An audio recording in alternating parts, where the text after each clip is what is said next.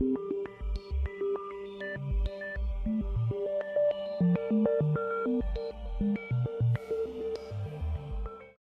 to Northwest Tech Show. I'm Dave Duncan, and this is a show where we talk about technology and how a better understanding of it can help you have better outcomes at home, at work, and in your civic engagements.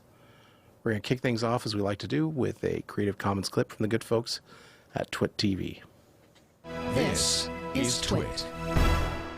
In a little bit of ransomware news, Revil may finally actually be gone for good. The Revil gang has once again shut themselves down, this for the second time, but if we're to believe its new leader, this is it. In a message posted on an underground Russian language hacking forum, which was translated into English for the rest of us, the group's new leader, who uses the handle numeric 0_NEDAY, which I guess you're supposed to see as one day, even though it leads with a 0, so I guess that's supposed to be clever. Anyway, we'll call him One Day, posted that they lost control over their Tor-based domains. And, of course, that ain't supposed to happen. As we know, the group shut down without any notice previously for the first time on July 13th this year, coincident with one of their affiliates having attacked Kaseya's servers over the 4th of July U.S. holiday weekend and hitting thousands of businesses, thus being called the largest set of ransomware attacks in history, which, not surprisingly, drew a great deal of unwanted attention.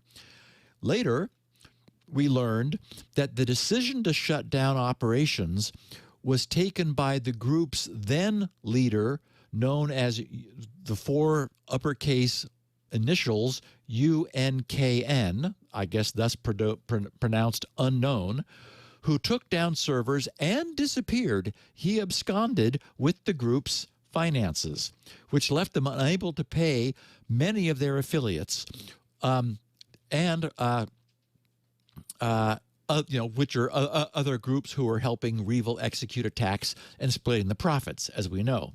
Okay, so then early last month, the group minus unknown made a formal return using the same name Revil to prove they were the same group as before.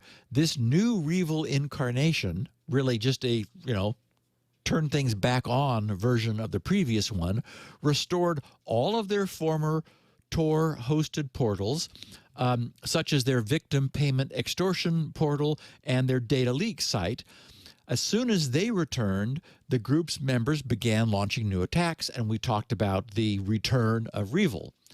But last Sunday, 2 days ago, in a series of messages spotted by an analyst who's with Recorded Future, the group's new admin, that guy calling himself One Day, said that a third party had compromised their Tor-based portal. He posted, quote, and this is the English translation, "The server was compromised and they were looking for me," he said. Quote, "To be precise, they deleted the path to my hidden service in the Tor RC file and raised their own so that I would go there." Yeah. So wouldn't they have to have access, physical access to the machine, or at least yes, to change that RC file? They'd have to be in there. It's a big deal. So One Day was saying that someone had created a clone of the legitimate Revil Tor backend panel in the hopes of luring him and then catching him. And that was enough. Already things were not going well for the Revil gang, as they were still dealing with the fallout following their July shutdown and the theft of the affiliate funds. Several affiliates were still trying to recover funds stolen by the unknown guy, and the group's developers were also accused of hiding a back door inside their code. The back door allegedly allowed the REvil admins to provide decryption keys to victims directly, thus cutting the affiliates out of the loop, and both for negotiations and payment. So basically their cred was in trouble, since the cyber criminal underworld is primarily driven, such as it is, by reputation and trust. What was that about honor among thieves? This may have been inevitable, with the writing already being on the wall for what One Day decided to do. Now declaring that he has shut down the operation permanently, rather than deal with the gang's ever-increasing reputational trouble, which probably became unsurvivable. The recorded future analyst who did the decryption of the posting told The Record, quote, "I really hope we just witnessed an offensive operation by the U.S. government. That's how you deal with cyber criminals, using their own methods against them. Release the hounds." So it does sound like it might be law enforcement that was setting up a trap, right? Yes, I think we've seen with things like surprising removals of cryptocurrency from wallets, which isn't supposed to be possible. It's certainly not easy. I don't think our government would claim to do something that it didn't do. And the FBI clearly stated that they recovered, unquote, recovered funds from that were tied to the Kaseya attacks. So those were REvil and or affiliate funds. So good. I hope it was. Yeah. Yeah. And you're listening to Northwest Tech Show on KMUZ. That was a Creative Commons clip from the good folks at twit.tv. That was Security Now 841, REvil gone again. So, yeah, they kind of disappeared from the net for a while and tried to make a comeback, and it seems like maybe their original leader, unknown, had the right idea and just took the money and disappeared because the government was upon him. And,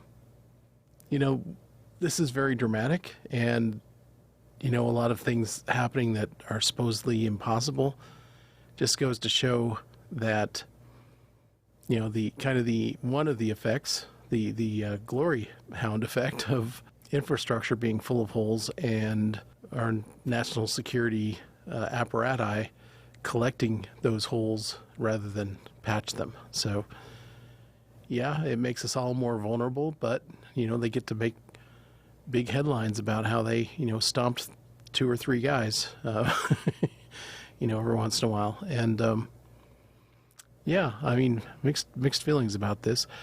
I would rather that the infrastructure was strong enough that the ransomware couldn't work in the first place, rather than, making a big show out of one group being shut down, and as a side effect, kind of signaling the activists and journalists in the world, it's like, hey, there's nowhere to hide from the government.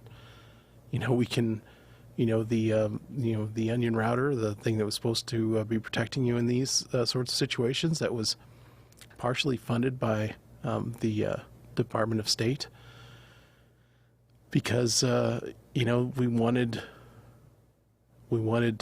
freedom fighters in other countries, or the resistance, as it were, to be able to stand up to oppressive regimes. And now we're saying, well, footnote, accept us. And there's noise previously where a Tor research facility that had a bunch of Tor nodes, and I guess I should just recap really quickly what Tor is. So it is a list of nodes that are applied to the Tor protocol. So say, okay, we're going to start off with volunteers are going to run a whole bunch of these things called Tor nodes. And we're going to have a list of all their IP addresses and their public keys. And then we're going to fire up something called the Tor browser, which is modified Firefox. And when we open a circuit, we're going to say, okay, out of this list of Tor nodes that we know about that are publicly operating by different people, so no one has control over all the Tor nodes, supposedly. That's one of the assumptions. You're going to just pick 3 at random. You're going to call one the Tor entry node, one the middle node, and one the exit node. And so what you're going to do then is any packages outgoing, like say you want to go to google.com, you say, okay, well, what's the exit node going to be? All right, so any packets I'm doing, I'm going to say, okay, this is for, it's supposed to go to Google. And I'll encrypt it with the public key of the exit node such that only the private key that the exit node has can decrypt it. That's one layer. So only that last server we picked, the exit node, knows how to decrypt the actual contents. But that will not include, where this thing is from. Okay, so then we'll take pick whatever the middle node it was, and we will encrypt with its public key the first one, along with the message of, okay, and then use this as the next node, the exit node. Okay, do it again with the entry node. We're going to encrypt something that only the entry node can read, and all it sees is a big encrypted packet and a note to say, and forward this to the middle node. So as an outgoing packet goes out, it gets decrypted by the first node, which all it knows is here's another encrypted packet, and send it on to the middle node. Middle node decrypts it. All it's got is, here's yet another encrypted bundle, and then the address of the exit node, and go send it there. Then the exit node finally decrypts that and sends it on. And there's a path reverse through this system so that, return traffic can come the other way. And only the entry node knows your IP address, and only the exit node knows the ultimate destination. So the idea is that no one system can compromise your communications.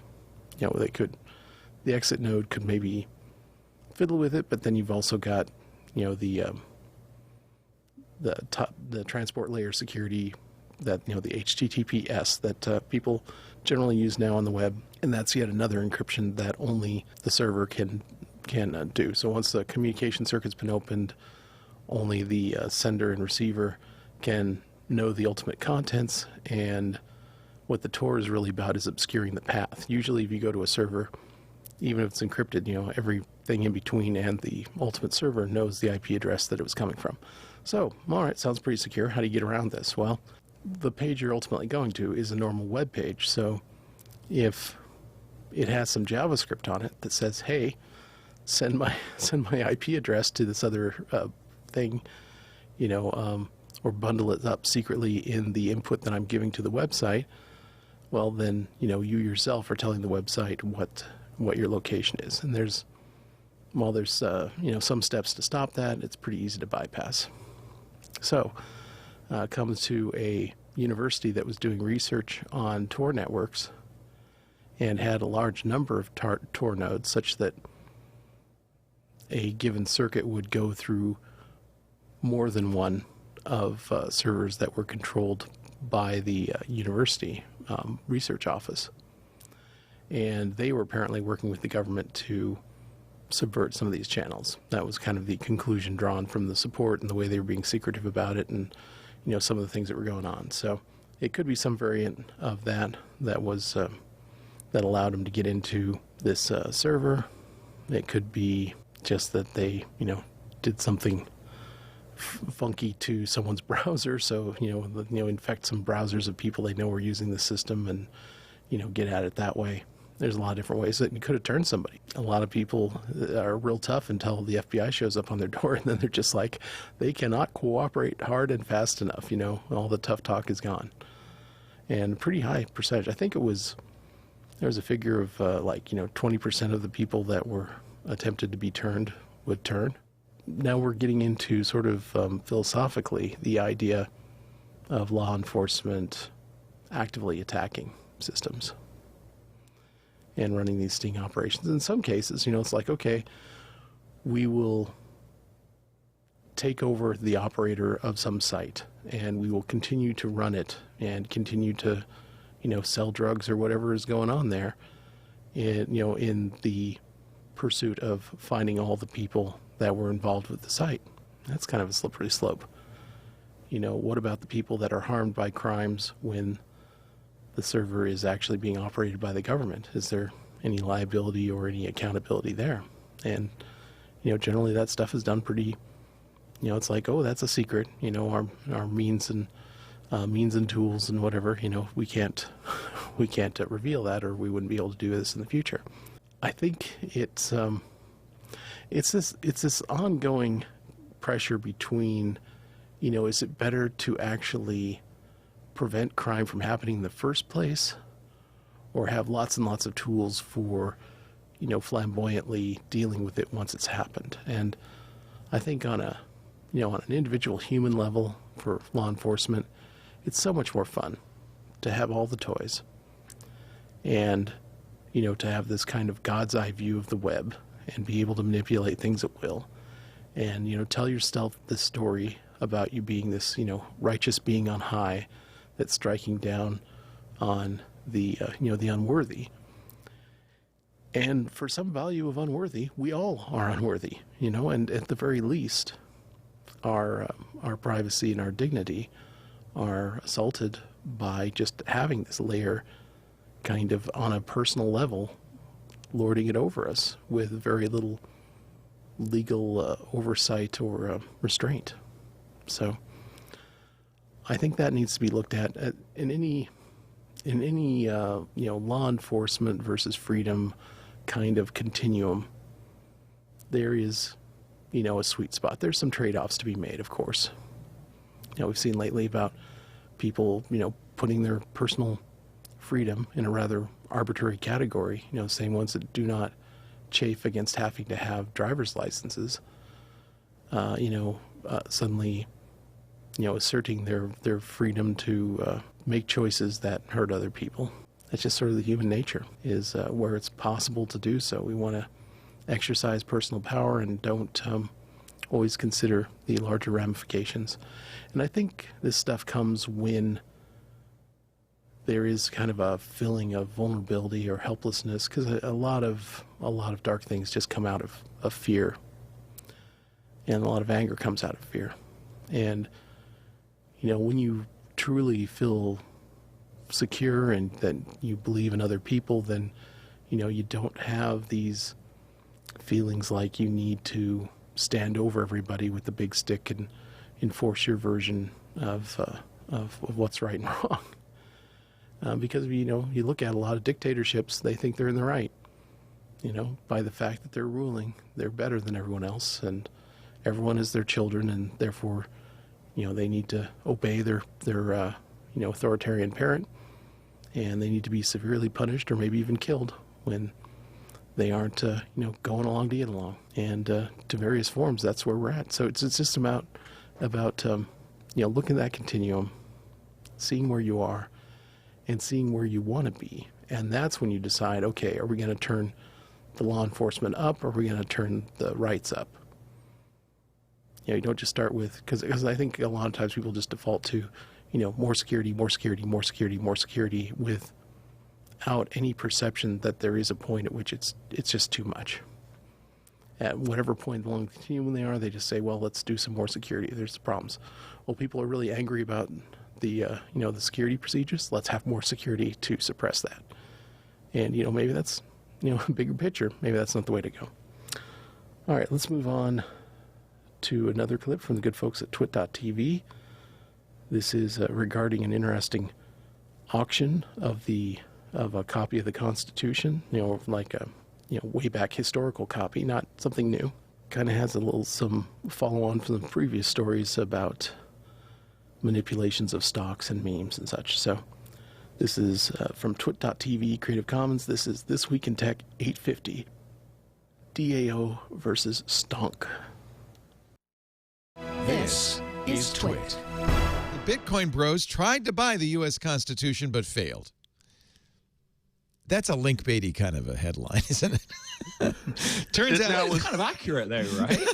Well, it turns out that there are 13 copies, printed copies of the U.S. Constitution, not handwritten, but printed copies of the Constitution. And Sotheby's auctioned one of them off yesterday.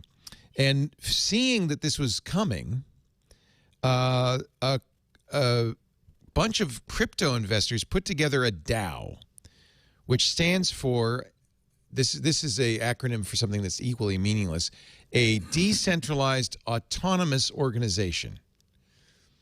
And the DAO raised $40 million in crypto, $40 million in crypto. Wow. More than 2,000 people contributed an average of $200 each, $40 million. But it turned out not to be enough. They were going to buy the Constitution. I don't know what they were going to do, tear it up into 2,000 pieces. I had no idea. What would you get? So I think the idea was, Leo, they were going to donate it to a museum but on the condition that it was displayed with an explanation of what a DAO was. Oh, Lord. And why it was going to be sort of like the future of currency. And the interesting wrinkle in this, in the story is not only did they get outbid for it by $6 or $7 million, but it is estimated that as much possibly as $15 million of the $40 million that was raised went on Ethereum gas fees. And so actually they would have needed to raise more like 60 to actually bid the 50 that it would have cost them to get it. And so it's the great irony of like, this is the future of, the future of money, but unfortunately it cost us sort of 15 million to raise 40 that still wasn't enough. So they were, I said Bitcoin, they were raising Ethereum. It was Ethereum, yeah. Here's the sad, and by the way, it was of course a hedge fund billionaire that outbid them. Who else? Mm-hmm. This is. It feels like that's a huge story. You're kind of like skipping over the whole backstory here. Oh, please.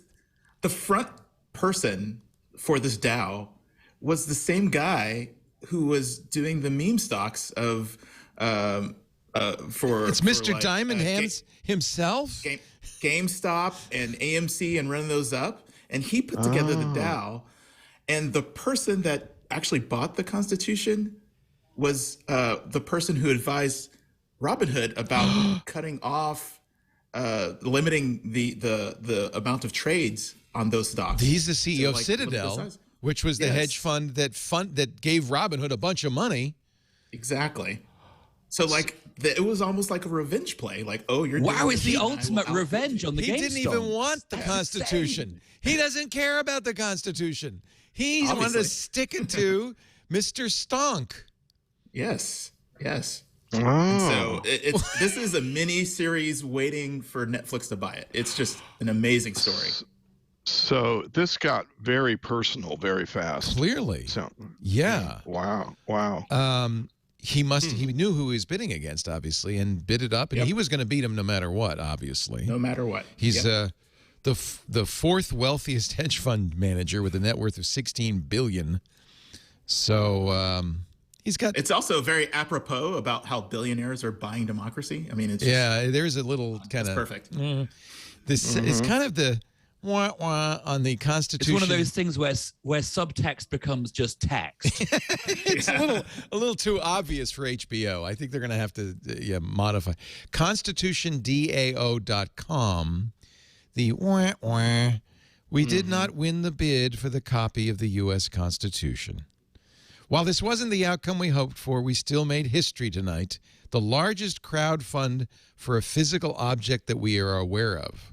Yeah. 40 million minus gas fees. I didn't realize gas fees were that high on Ethereum. That's there should be a Venn diagram of like car drivers on one side and then NFT traders on the other. In the middle says the gas fee. Gas fee. That's who made money on this. I mean, also, it's generally not a good idea to go into an auction announcing what your maximum bid is.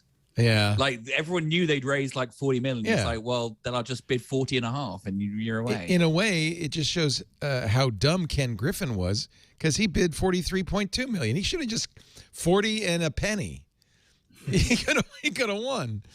Maybe somebody else got involved. I don't know. I got the numbers wrong. They said 17,437 donors Median donation $206. Well, Ethereum equivalent.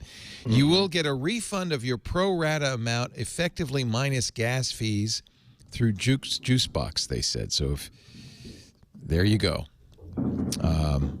There have been other DAOs, right? This is not a new this is not the first time we've seen a DAO. No, and there's a lot of excitement in the investor community about the fact that the DAOs might really do something to break up the sort of hold-ons of the startup industry that venture capitalists have. Because if you can make it easy enough to effectively crowdfund money, but with a specific purpose, so the people that are putting in the money know they're not going to get sort of screwed over later, and that they kind of know what they're signing up for in advance, that it could actually Jason Calacanis has been talking a lot on Twitter about the fact that DAOs could be a real game changer for startups going forward. So everybody caught on to NFTs, and so they had a new acronym just in case, waiting in the wings. Yeah, I mean, let's not make things simple for everybody. I mean, there was one of the sort of key things about the entire NFT and crypto space is the acronym of DYOR. For do your own research. And it's like, yes, because nothing says mainstream adoption like spend hours online researching in order to and let's be fair, there's a lot of people claiming they're doing their own research and coming up with kind of kooky things. So doing your own research on the internet. That's working out really well for vaccines, right? Yeah, so exactly. I did the research. And I think horse dewormer, that's the solution. So some are saying that actually... So are we officially saying that DAOs are the horse dewormers? They're the horse dewormer of cyber currencies, yes. I don't know. You could actually effectively say that Bitcoin itself was a DAO. DAOs, according to Wikipedia, are organizations represented by rules encoded as a transparent computer program, blockchain, controlled by the organization members, Satoshi, and not influenced by a central government, right? Except El Salvador. So in a way, I guess Bitcoin is a DAO. So it's DAO is closer to like the co-op grocery store. You right. Go there, you buy stuff, but you also are a member. And so when stuff comes up for bid, you can vote for it and saying we should adopt this rule or have your favorite soaps brought in, whatever. So it's kind of like that. You're part owner and operator. And if the venture itself is profitable, you get a little bit of a cut. It's kind of easy, Chris, for us old timers to kind of mock the things these young people come up with. No, absolutely. So I want to recuse myself. I mean, maybe there's could be some real interesting benefit to DAOs. I don't know. Just give it some time. I remember Palo Alto had a co-op market for a long time. It was very popular, and I wonder how that worked. Oh yeah, I used to be a member. You'd have to go and restock the bulk bins and put more vinegar in the giant vinegar tub and stuff like that, and you'd be part of the co-op. You put in some sweat equity, and then you could buy your old vegetables there, and that was back in the day, right? Yeah, that was a while ago. Yeah. No more. Now we got DAOs. And you're listening to Northwest Tech Show on KMUZ. That was a Creative Commons clip from the good folks at twit.tv. That was This Week in Tech 850, Constitution Auction of DAO versus Stonk. Yeah, so that was interesting. So, yeah, the net effect of this decentralized autonomous organization coming together to bid on the Constitution copy was to, drive the price up in a very predictable way for a known cost of the gas involved, which was the funds that needed to. The thing about crypto coin is it is just a, in different ways of doing this, but it's just a distributed ledger, meaning everyone who's running the program has a copy of the ledger, and then doing some proof of stake or proof of work that you have come up with a signature of a problem that generally involves, like for Bitcoin, it involves guessing numbers. And when you eventually hit the right number that makes a transaction add up correctly, and anyone can instantly verify that solution, it's kind of like winning the lottery. It's like, oh, I've got my lottery ticket here, and, I validate this transaction, and I get a certain amount of transaction fees for having done the work of, buying up thousands and thousands and thousands of tickets until I found the winning lottery number. The work equivalent of, just trying different numbers until you find one that works. So it shows that the net effect was that a lot of work went into coming up with this number, and that means that no one else can sign a false version of the ledger without doing even more work. You basically have to, I think the thought is, if you own 51% of all the computers that are actively working on packaging up these transactions, then you could put anything you wanted to into the distributed ledger.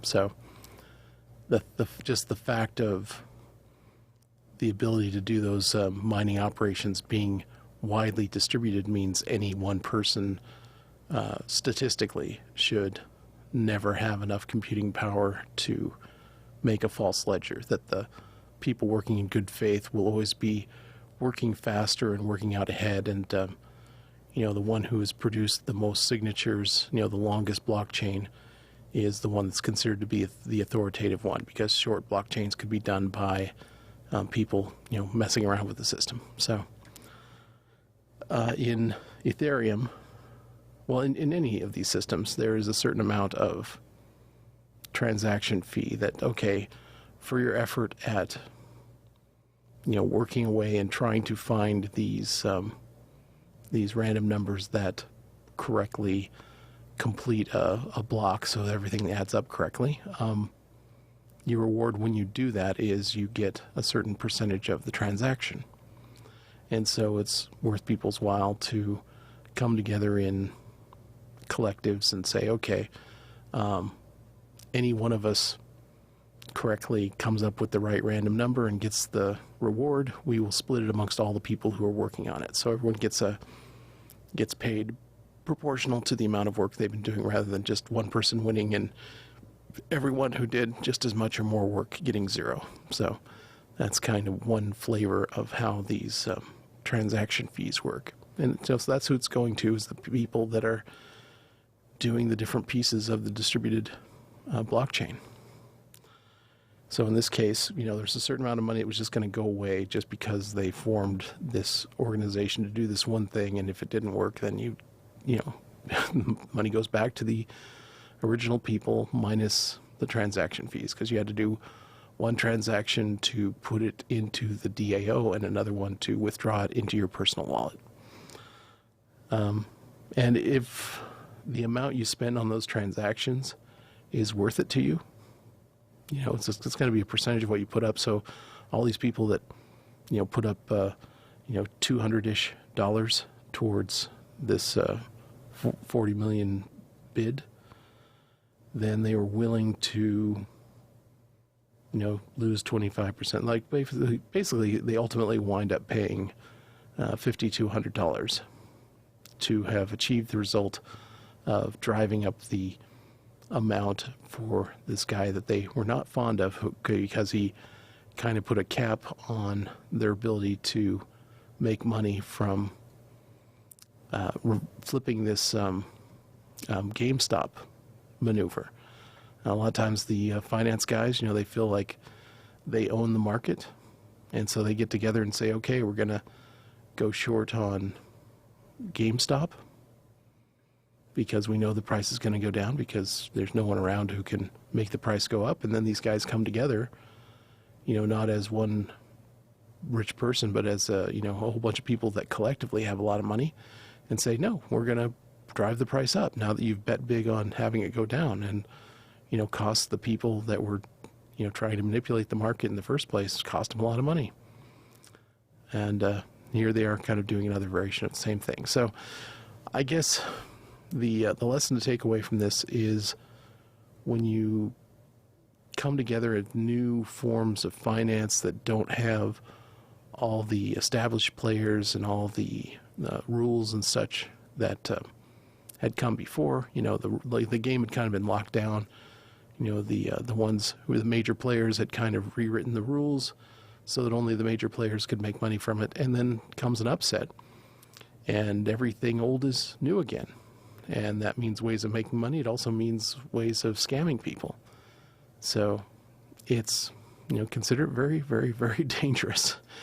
And I think this is about the only way you could do it in a way that's, not that risky, because I don't think their goal was to make money. It was to, mess with this guy, and they achieved that goal. The most they could lose was the 200 that they threw in. And even that, probably only half as much. So maybe even quarter as much, depending on what they were talking about when they were talking about the transaction fees. Maybe they were including going both ways, so maybe they only lost $25 to hurt this guy that they were mad at. And people will come together to, people kind of make a mistake when they put themselves outside of, society's sense of, right and wrong.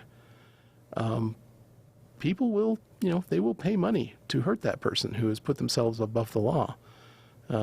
Cheaters, those who are subverting the expectations and obligations of being part of a society, just kind of sitting there and collecting all the nice free roads and stuff, and getting, all sorts of underwriting for their efforts, because, they have the right representation to, go in there and lobby for them, and sometimes even get to write the rules themselves. It's like, oh yeah, here's a check for a couple $1,000s, and here's some legislation that would be really good for everyone because of X, Y, and Z. And if, it doesn't even really require a lot of corruption. It's simply like, if that's the only person you hear from, and they make a credible story, and you have goodwill towards them because they were wise enough to endorse your candidacy, well, they're going to tend to get what they want more often than not. It's certainly not going to go out of your way to hurt them. So this is kind of the danger of the more you choke off the ability for justice, the more people will take it into their own hands, using financial systems in this case. All right. Well, speaking of justice by other means, here is another Creative Commons clip from the good folks at twit.tv. This is MacBreak Weekly 793, talking about Apple suing the NSO group, which is the ones that put out the Pegasus software and provide, different nation states with the ability to penetrate and take over iPhones and Android phones and all that, often without a trace or without the receiver having to do anything.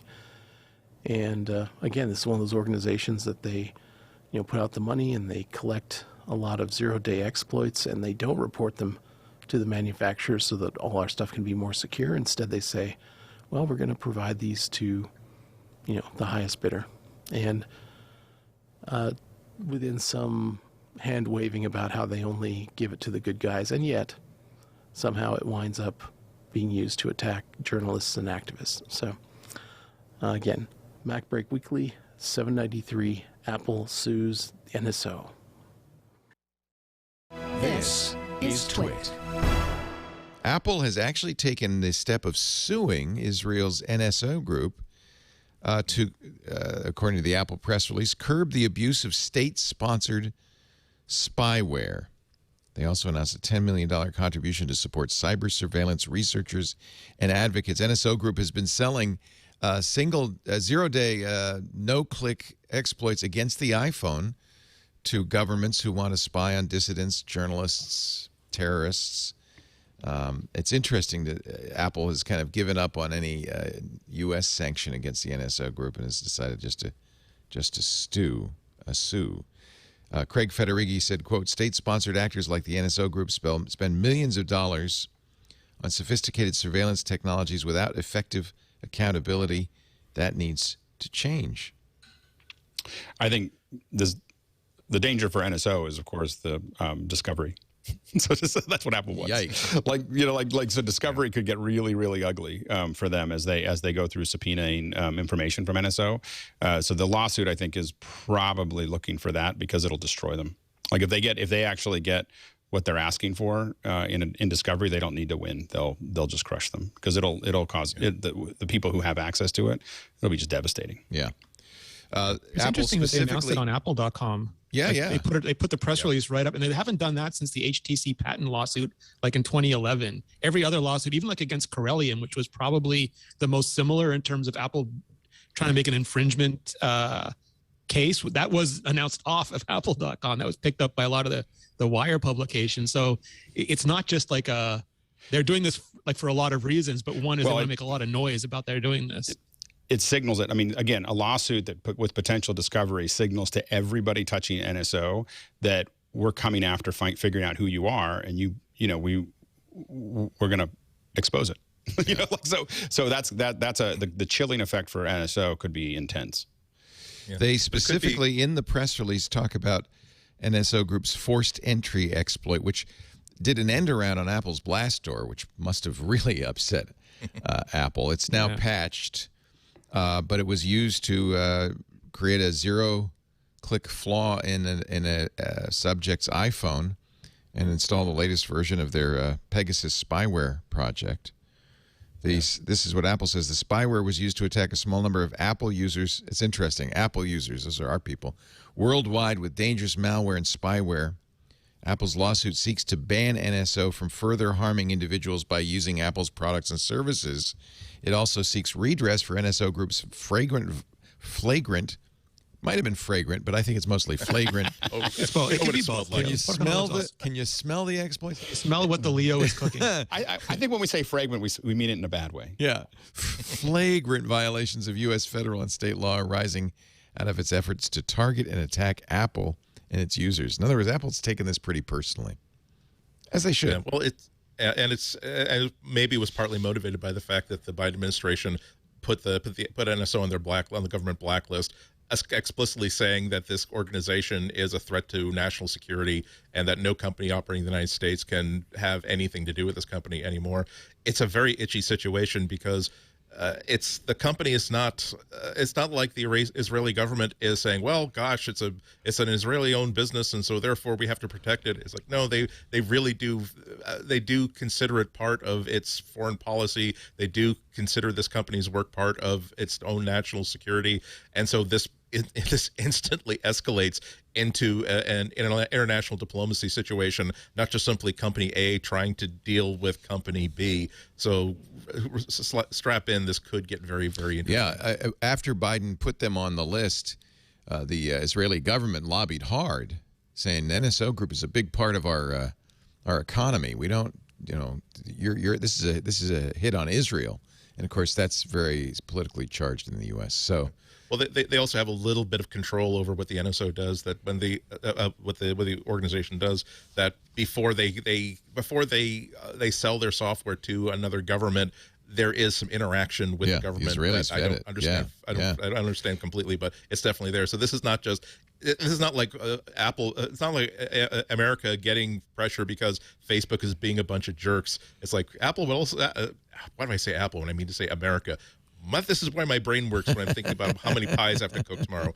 Anyway, but you know what I'm getting at. It's like it's deeply entwined with foreign policy, deeply entwined with, okay, well, now who's going to come to defend Israel if we decide as a nation that we're going to try to shut down this organization? It also makes me wonder if Apple has been at least getting some advice from the Biden administration on how to proceed with this, because you would think that one of the biggest gifts that the industry could give is saying, We know that the government can't do things to actively try to shut down an independent company that is being sponsored by a government. However, a $2 trillion company can sue the hell out of this company, make life really difficult for them in 1,000 different ways, like Alex suggests. And boy, if you ever need photocopies, we got a photocopier you can use. We got a fax machine that we're not using anymore. You can have. Please, by all means, go for this. The fact that they just did this probably reflects the fact that Facebook had done it earlier, had sued NSO Group, and a trial court had said you can't because NSO Group is foreign officials acting in their official capacity. That was just overturned on appeal in a 3-0 decision a week ago by the 9th U.S. Circuit Court of Appeals in San Francisco. They said Facebook can indeed pursue a lawsuit against NSO Group. So, because they went after WhatsApp too, you may remember. So I think that was a green light for Apple, and I hope a green light for Google and everybody else to just pile on. Let's go get these guys because does Google follow suit? No pun intended. We shall see. We shall see. It's been kind of downhill for NSO Group. November 3rd, the government blacklists them. November 9th. The appeals court says, yeah, you can sue them. And now today, Apple says we're going to. It's such a good example of cutting corners that you just don't think are going to come back. Like you get a little loose. There's so many places that we can look at, like PG&E not putting power lines under the ground, that whatever you thought you were going, but whatever you thought you were going to save, you end up paying that plus way more because they had something that probably is useful for pushing back on terrorists and crime and everything else. What got them in trouble was giving it out to everyone and not having any controls over it and not having any of the other bits and pieces there. By being lazy about it and going for more profit, greedy. They set themselves greedy. They basically set themselves up for what will probably end up killing the company. Yeah. Let's hope so. And you're listening to Northwest Tech Show on KMUZ. That was a Creative Commons clip from the good folks at twit.tv. That was MacBreak Weekly 793, Apple sues the NSO Group. So, yeah, I think that that last point was the big takeaway here, is that you can cut some corners as a rich corporation with government connections and all this. But, you do it enough and it'll come back to bite you. A lot was revealed. There was the Citizens Lab that was, receiving phones from people who thought maybe they had been hacked, and they would do studies on the phones and go, yep, here's this thing that we're calling Pegasus software that comes from the NSO Group. And, yes, it was used to attack your phone. There was a list that was revealed a few months ago that was potential targets of the Pegasus software, because NSO tried to have their cake and eat it too. They would contract out the use of this tool, and they would also keep a hand in on what numbers were being targeted, kind of like the ransomware groups, ransomware as a service. And, they would let other people use their software, but they also kept themselves in the loop so they would know who was being targeted, and they could, pull the ripcord if they didn't like where something was going. Which apparently they did in the ransomware, where they said, oh, okay, you're kind of making a big profile story out of one particular victim, so we're going to go ahead, deal with them directly and give them the key to to decrypt their stuff, and just kind of put a stop to that. And so NSO was supposedly, was their argument was, oh, we're doing all this oversight and it can't be used, we're only giving it out to legitimate state actors against legitimate targets. And there was a lot of evidence of all the cases where the target was not legitimate. There was no reason, that these were, activists and journalists being targeted, not people that were engaged in what we would recognize as a crime. So, or terrorism, which is a more legitimate target for this sort of thing. So, and you know what? At some level, there is accountability. At some point, when you get enough powerful people involved in those that are getting honked off by what you're doing, like say, the U.S. government. If you're going to do stuff and not cut them in for their piece or whatever, or make sure they're happy with who you're working this stuff on, it's like boom, you're on the blacklist, and no U.S. companies or law enforcement are allowed to do business with you. And that's the loss of a lot of sales. And now with the lawsuit being upheld, the ability to sue being upheld, and Apple proceeding with a lawsuit, that's going to shine a lot of light on something where the whole point of it is, to keep is to expose other people while keeping your own curiosity about other people's phones secret. And a lot of people now that this will kind of wash downhill. I mean, probably the least disruptive thing is that the NSO group goes away and all the cockroaches scurry to new companies and start the whole thing up again under a different name. The best case is, we do find out all of the customers of this place and who they were attacking and why, and when it was wrong on one level, but in general illegal under various countries' laws and international laws. So we will see. It should be pretty interesting fireworks, but I suspect it will be, NSO will kind of implode as a firewall against revealing anything about who they've worked for. All their records will mysteriously disappear, the company will implode, and they will forget who worked there. Except, there's a couple people that probably known, but, by and large, the ones actually, doing the work of, putting together spyware and packages, those will be a resource that will be shuffled off to the next version of this, I believe. All right, and with that, you've done it again. Spend an hour talking about technology and how better awareness of how this stuff works will ideally give you better outcomes at home, at work, and in your civic engagements. A lot of this stuff is driven by expectations, so having better expectations can give you better results. I hope you'll join us to continue this conversation next Wednesday and every Wednesday, noon to 1 o'clock on Northwest Tech Show.